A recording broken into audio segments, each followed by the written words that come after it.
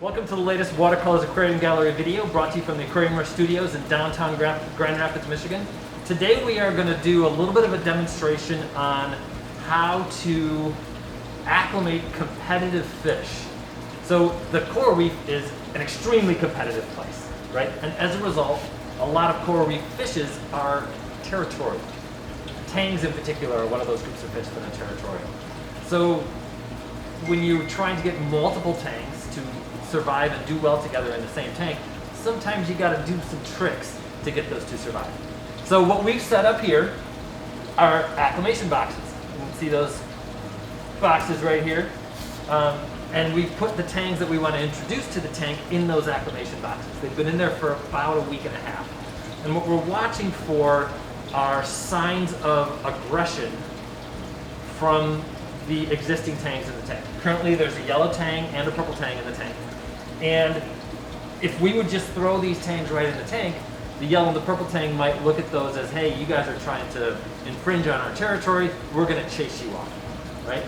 So with the tangs in the acclimation boxes, they can see them, they can smell them, their little lateral lines can react, but they can't hurt each other.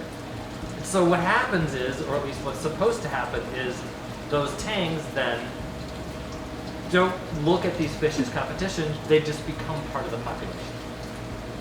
Maybe they can talk out their differences a little bit and realize, oh, there's a magical force field stopping me from killing you. Yeah, exactly, right. So what we do then is, at release day, which is today, is we're gonna distract the other fish. Amy's right there with the distraction.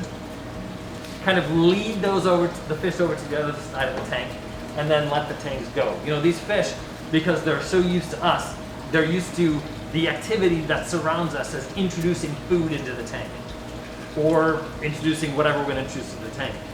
The tangs, if we would just release them, that could trigger that chase instinct. And if something runs away or swims away quickly from you, the instinct reaction for the other tangs is going to be, oh, they're running away, I should chase them, right? So the idea behind this is going to be, we've got the distraction on one end of the tank. The tangs, as you can see, have already made their way They're over already that side hanging of the out tank. right by me. We're going to let these guys go, and the other ones will hopefully just casually make their way over there. So let's see how it goes. And we're going to introduce, note that we are doing two of them at the same time, and that's just that much more of a distraction. I think I'm going to try and get some close-ups so we can watch him leave. All right. Now that I've done my job. Yep. I've done my community service. Okay, I think that'll give us enough leash. So now I'm counting on you for the shot. So. Yep. All right, so Charles, why don't you take the coal tank, and I will take the powder blue tank. Powder blues are one of those fish that are just notorious for stress-related diseases. All right, so you gotta go that way. There he goes. There we go. The yellow tang immediately came over to investigate, As and he's- they're all just swimming together.